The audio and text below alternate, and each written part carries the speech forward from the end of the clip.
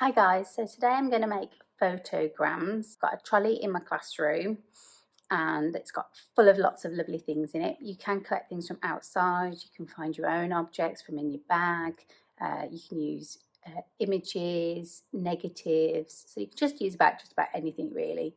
The best things for photograms are objects that are a little bit more translucent. This is my photograms trolley. I've been collecting this over a long period of time with the help of Janet. So in here we've got some fabric, some strange metal objects but lots of really interesting shapes, some plastics, some little miniature glass bottles, some little opaque glass bulbs. Bottom shelf's got some random bits in it, to be honest. Buttons, seashells. Seashells look lovely, but actually they're not the best because they're not very translucent. Plastic forks and cutlery, pens, bubble wrap, string. These are just bits of acetate, negatives that I found lying around. Feathers, which I always love. Elastic bands. These are great, actually. I love elastic bands with photograms. Skeleton leaves, some old leaves that I've collected, and last but not least, keys. Some really crazy like plastic dolls that I've found as well, and the other bits and pieces. Okay, so we're going to go in the dark room with some objects, and I'm going to show you how to do it. So here I am back in the dark room. Now, you do have to do photograms under the red light conditions. You're going to use the enlarger. You're going to make sure that it's all plugged in and it's all on. You might want to wipe it down for the first time that you use it. This is the enlarger head at the top. This is where the light kind of comes through. Lenses, and here you have cyan, magenta and yellow. It's black and white, so we only need to use the magenta. So we're going to put in about 50 in there, everything else 0. That just gives you some contrast in your picture. The lens next as well has an aperture setting just like a camera lens, and you want to make sure it's on its widest opening. At the moment it's at 4.5, 5.6, 8, 11 and 16. Bigger the number, smaller the hole, smaller the number, bigger the hole. Photography is always backwards. So I'm going to just put it on 5.6.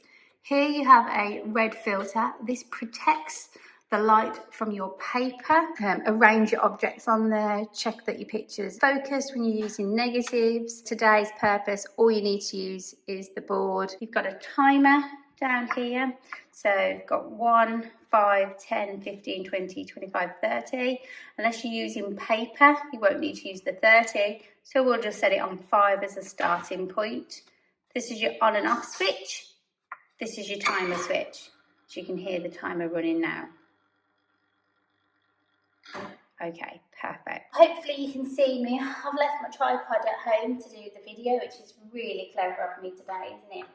So what you're going to do is, I'm not going to do it now in this light, but you'll put your piece of paper down, put your objects on top of the piece of paper, expose it for the 5 seconds,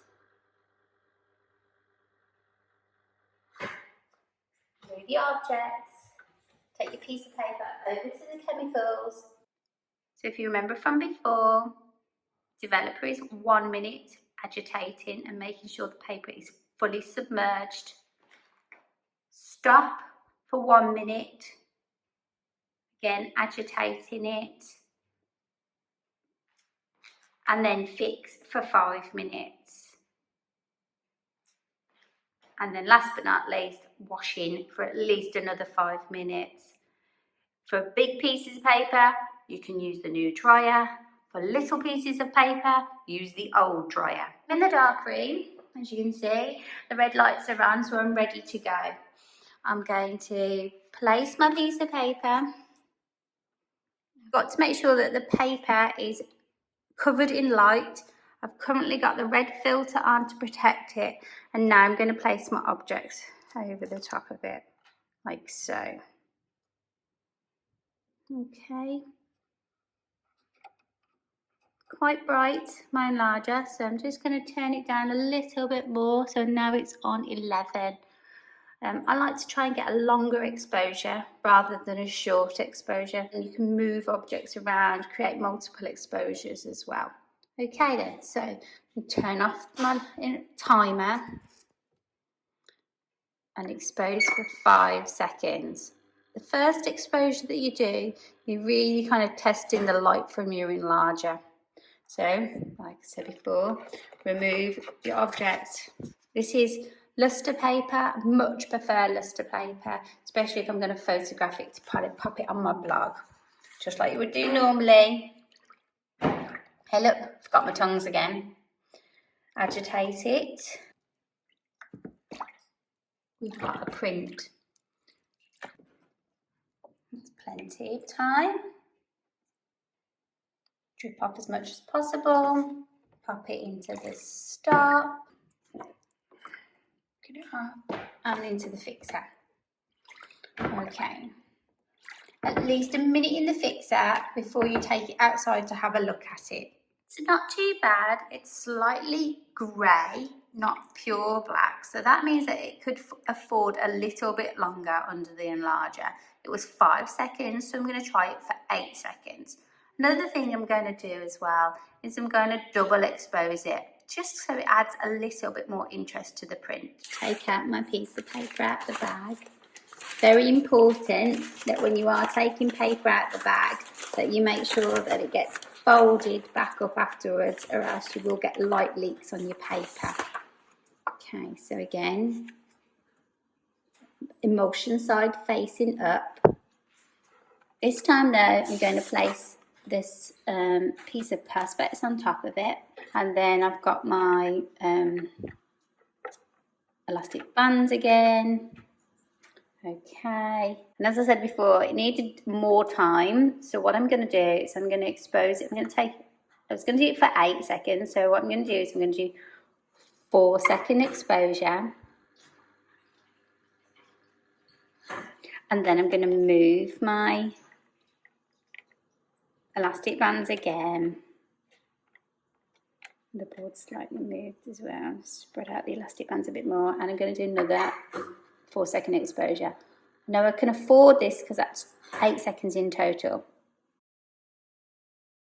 Expose my paper just like normal, but this time what I've done is I'm dipping my paintbrush into the developer. I've got my piece of paper in a tray, and now I'm just going to paint around until my picture starts forming. This is hard to do when you're holding a camera to record. Okay, I'm sure. This is not, I really like this effect, as you get these really soft sort of edges. You can get your picture a really interesting white border as well. You can miss sections out, you can just dip and dab it. Once it's done and it's developed, you don't need to put it in the developer. You don't need to put it in the developer. That's very, very important. You just go straight to the stop and pop it in there. And then the fix. These are all looking really nice. Just did a random handprint as usual. Always had an extra piece of paper hovering around. I did it for 30 seconds. Should have moved my hand really a little bit, would have been much interesting. That's turned out really nice actually. The crisscross and the patterns on them work really, really well. So the first attempt I did was also with the elastic bands and a little miniature bottle, glass bottle. I was trying to pour the liquid out of it. Thought, oh, that doesn't really work. So got a paintbrush, put fixer on it, and created the kind of the white line from the fixer, because when you put the fixer on, it stops it from going black. I could still improve this, to be honest. Maybe I should have dripped the fixer onto the page, and then that maybe would have created more of a liquidy looking effect. So they've got to stay in the water now for 5 minutes to get them really, really nice and clean, and then we'll obviously take them over to the dryer. It's been in the water 5 minutes definitely. That's it, isn't it? Yeah. So I'm going to take this one over to the dryer. Now because this is a 5x7 piece of paper, that means that we can use the dryer on for at least sort of 5 to 10 minutes to warm up, and then you're just going to place your print through the middle of rollers in there. It's going to take it, doesn't take very long. Very important that you do not touch the dials for the heat or the speed on top. When you are finished and you're the last person in here, make sure you turn it off on the machine, but also at the mains as well. I normally leave it on the dryer anyway a little bit longer, just to make sure that it's fully dry. Okay.